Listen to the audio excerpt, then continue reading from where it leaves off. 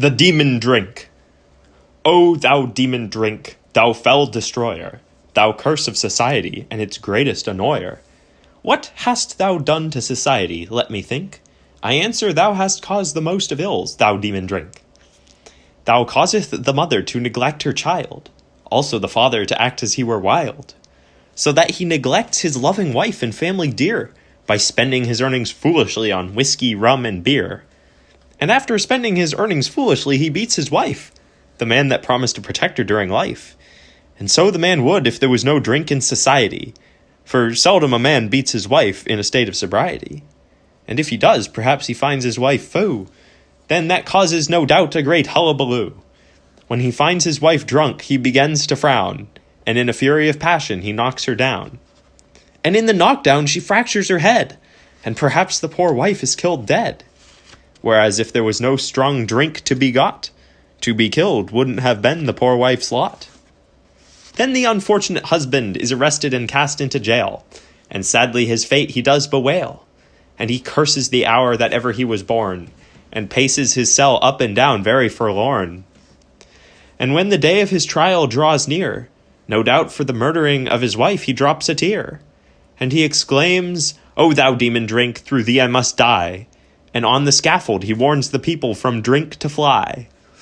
Because whenever a mother or a father takes to drink, step by step in crime do they sink, until their children loses all affection for them, and in justice we cannot their children condemn.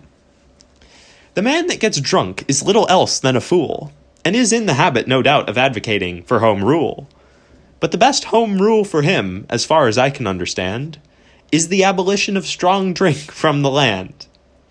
And the men that get drunk in general wants home rule, but such men I rather think should keep their heads cool, and try and learn more sense, I most earnestly do pray, and help to get strong drink abolished without delay. If drink was abolished, how many peaceful homes would there be? Just for instance, in the beautiful town of Dundee. Then this world would be a heaven, whereas it's a hell, and the people would have more peace in it to dwell. Alas, strong drink makes men and women fanatics, and helps to fill our prisons and lunatics. And if there was no strong drink, such cases wouldn't be, which would be a very glad sight for all Christians to see. I admit, a man may be a very good man, but in my opinion he cannot be a true Christian, as long as he partakes of strong drink, the more that he may differently think. But no matter what he thinks, I say nay, for by taking it he helps to lead his brother astray. Whereas if he didn't drink, he would help to reform society, and we would soon do away with all inebriety. Then for the sake of society and the Church of God, let each one try to abolish it at home and abroad. Then poverty and crime would decrease and be at a stand, and Christ's kingdom would soon be established throughout the land. Therefore, brothers and sisters, pause and think, and try to abolish the foul fiend, drink.